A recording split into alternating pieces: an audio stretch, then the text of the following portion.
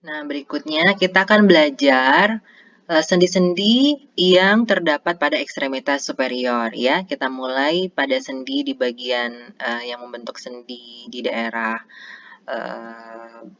daerah atas ya. Yang pertama adalah sendi antara skapula dengan klavikula, kemudian sendi antara klavikula dengan sternum. Nah, ini kita lihat ini adalah yang namanya articulatio acromioclavicularis ya. Seperti yang saya bilang tadi bahwa dalam mempelajari anatomi itu kita jangan cuma ngafal buta aja, tapi kita juga memahami penamaan itu berdasarkan letaknya. Jadi kalau misalnya ada yang namanya articulatio itu berarti sendi, kemudian acromioclavicularis berarti ada dua bagian yang namanya acromio berarti akromion ya, dan clavicula. Nah, akromion ada namanya tulang akromion? Nggak ada. Tapi maksud akromion di sini adalah bagian akromion dari oskapula. Ya, sehingga namanya adalah articulatio acromioclavicularis. Ini dibentuk oleh akromion, tepatnya di fascias articularis acromii, dan ujung bagian klavikula yaitu pada tepatnya di fascias articularis acromialis clavicula ya. Ya, intinya adalah bahwa artikulasio acromioclavicularis ini adalah suatu sendi yang menghubungkan antara akromion oskapula dengan os clavicula. Nah, gitu aja ya. Nah, sendi ini dia merupakan jenis sendi sinovial dengan kapsula pendek dan tegang yang meliputi sendi dan melekat pada pinggir permukaan sendi. Oke. Nah, di sini juga ada dua ligamentum yang menyokongnya, yaitu ligamentum conoideum dan ligamentum trapezoideum ya, yang juga berfungsi untuk menguatkan persendian articulatio acromioclavicularis ini.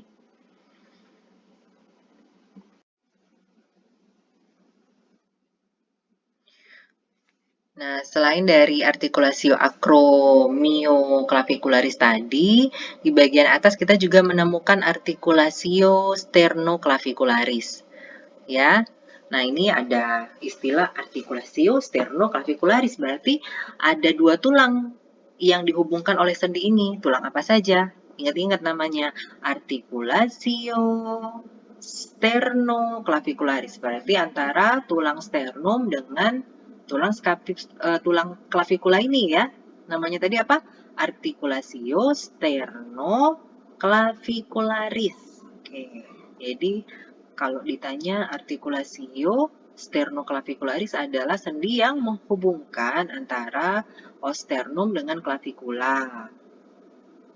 Ya, walaupun sih detailnya sebenarnya artikulasio sternoclavicularis ini dia dibentuk oleh ujung clavikula dengan manubrium sterni dan tulang rawan dari iga ke satu. Sama seperti sendi acromioclavicularis tadi, sendi antara sternum dengan clavikula ini, dia juga merupakan sendi sinovial. Apa sih maksud sendi sinovial itu? Sendi sinovial atau sendi diartrosis ini juga dia memiliki cairan sinovial yang memungkinkan semua bagian sendi bergerak dengan bebas.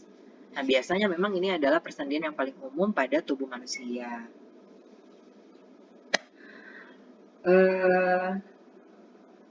Sendi ini juga tergolong dalam berdasarkan pergerakannya dia juga merupakan sendi yang tergolong dalam ball and socket joint ya.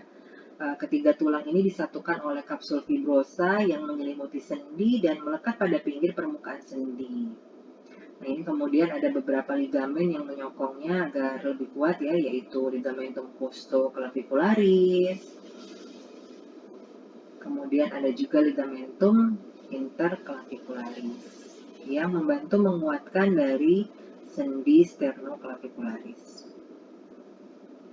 Nah, jadi pergerakan yang dapat dilakukan oleh sendi ini, dia ini dapat bergerak ke depan, ke belakang, elevasi dan depresi, ya, untuk memungkinkan pergerakan beberapa otot yang ada di sekitarnya seperti otot serratus anterior, otot trapezius, rhomboideus. Wah, kecil-kecil ternyata banyak sekali manfaatnya ya, Masya Allah.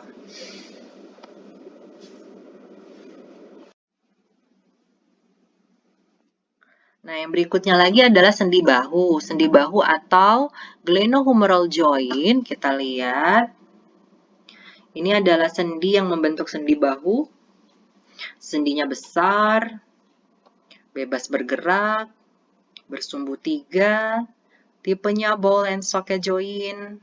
Apa sih maksud ball and socket joint? Jadi ball and socket joint ini maksudnya adalah sendi peluru ya. Sendi peluru ini merupakan sendi yang memungkinkan gerakan ke segala arah. Coba deh kalau nggak percaya, coba gerakin bahu kalian ke segala arah. Depan, belakang, muter-muter bisa ya. Nah, pada sendi peluru ini, sebuah tulang yang berbentuk lingkaran. Tadi apa yang berbentuk lingkaran? Kaput humeri ya. Itu sebagai ballnya. Dia akan menempel pada rongga tulang yang lain sebagai soketnya, yaitu kalau di sini soketnya adalah cavitas glenoidalis dari os scapula. Nah, karena bentuknya ball and socket, jadi ada yang bentuknya bulat, ada bentuknya kayak cekungan, jadi dia kayak pasangan gitu ya. Dan kemudian dia akan diperkuat oleh ligamentum-ligamentum yang ada di sekitarnya. Nah, jadi kalau ini sih kalau terjadi trauma dia tipikalnya bukan fraktur ya seperti pada humerus, tapi dia tipikalnya adalah dia akan lepas dari soketnya. Jadi ball atau kaput humeri dia bisa terlepas dari dudukannya ya. Nah, itu cara penanganannya kalau dia udah lepas ya kita kembalikan pada posisi yang semula.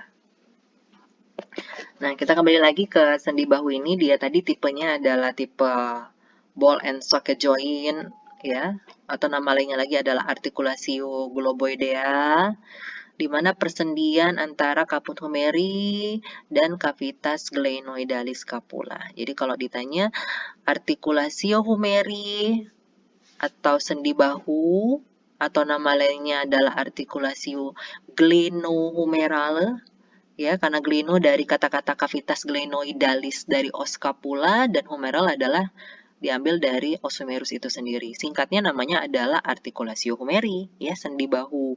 Tipenya ball and socket joint, ya, dibentuk dari kaput humeri dan cavitas glenoidalis scapula, di mana cekungan cavitas glenoidalis scapula ini dia diperdalam oleh jaringan fibrosa atau fibrocartilago. Lalu kemudian stabilitas dan kekuatannya ini juga didukung oleh otot-otot dan tendo-tendo yang membentuk otot rotator cuff namanya ya. Nanti di bagian otot nanti kalian akan pelajari otot rotator cuff yang berfungsi untuk menggerakkan sendi bahu. Kemudian ada kapsula, ini adalah kapsula menutupi sendi, di medialnya melekat pada pinggir cavitas glenoidalis di luar rubrum, dan di lateral kapsula melekat pada kolum anatomicum humeri. Ya, tepatnya di sini, dia akan meluas ke bawah menuju ke sisi medial corpus humeri ya, di bagian medial sini. Tuh, jadi dia besar banget nih kapsulanya. Kapsula sendi ini memang besar, tapi dia tipis dan lemas, jadi memang ini berfungsi untuk memungkinkan pergerakan yang luas ya, karena dia mesti melakukan pergerakan rotasi ya.